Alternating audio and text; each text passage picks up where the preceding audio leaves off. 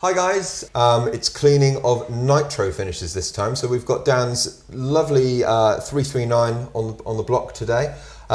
So slightly different finish, thinner, softer than the polyurethane.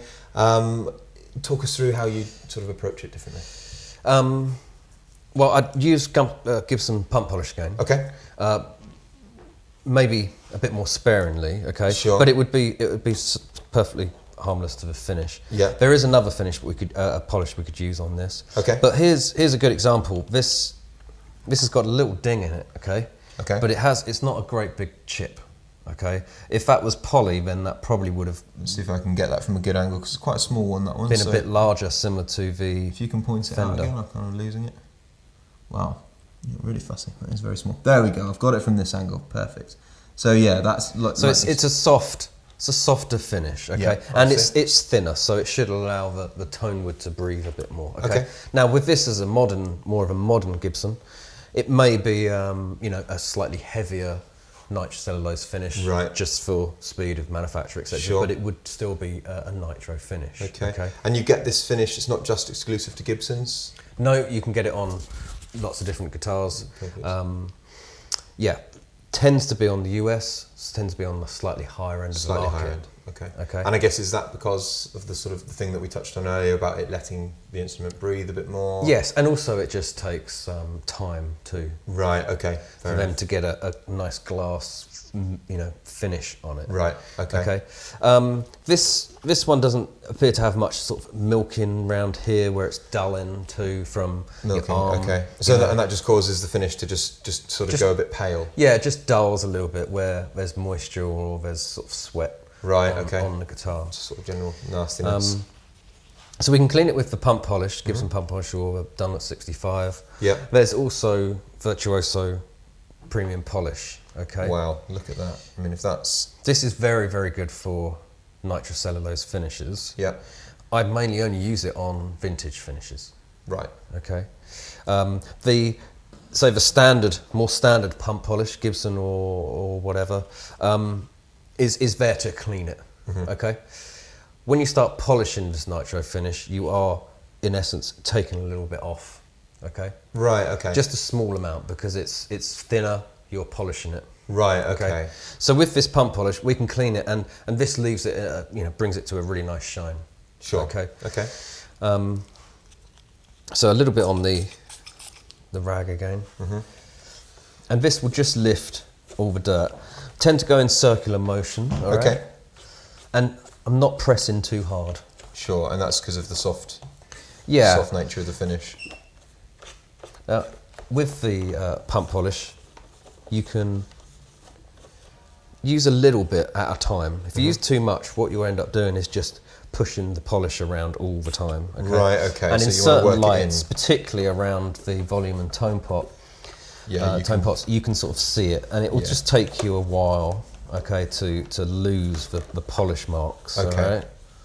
Now, obviously, we're seeing here you're cleaning a guitar with the strings on, so it's immediately a little bit more tricky, I guess. A little bit. They do get in the way a tiny bit, but It's still doable.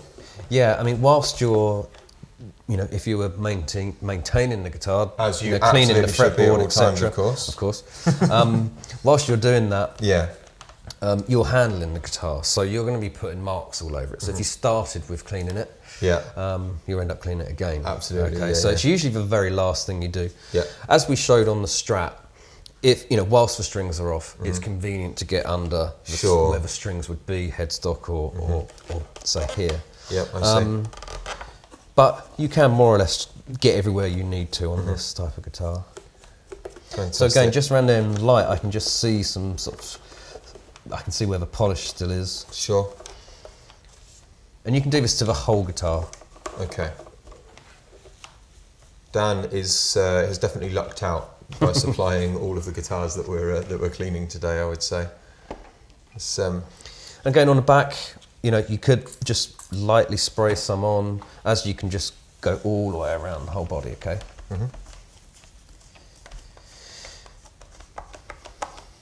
I would just advise trying to take the polish off, okay? What you've put on the guitar. yeah, I see. And if you keep doing that, you can see it's just come to a nice shine, and there's Yeah. no dirt or sweat, etc. on the guitar. Sure. And is there any? This can be used on the neck too. You Okay. took the words right out of my mouth. The necks are sort of a place where you will sort of find some milkiness into the heel a little bit. Yeah. Also, we mentioned beforehand about sort of different sweats, etc. Yeah, absolutely. And sometimes if that's built up on the neck, Yeah. again, a polish like this, cleaning it and taking that off the neck is the best thing to do. Okay. If say on the older Les Paul, which is a very similar finish, Yeah. it was just dulling, you could use a little bit of virtuoso, Sure. and it will lift it a bit. I think when I cleaned that, because when I first got the guitar, it had many decades of not being cleaned properly. To be fair, it's had another one since I've got it, because obviously it's very grubby still.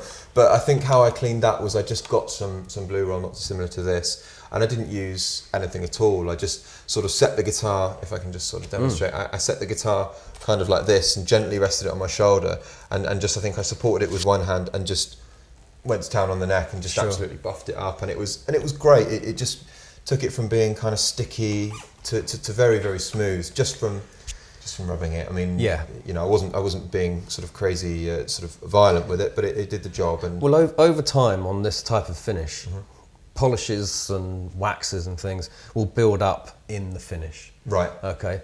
So most of the time when you're cleaning it, you're lifting those off. Okay. Okay. When we look at vintage finishes, that's exactly what you want to do. Okay. Okay, to lose all of those waxes which have built up over time. Okay.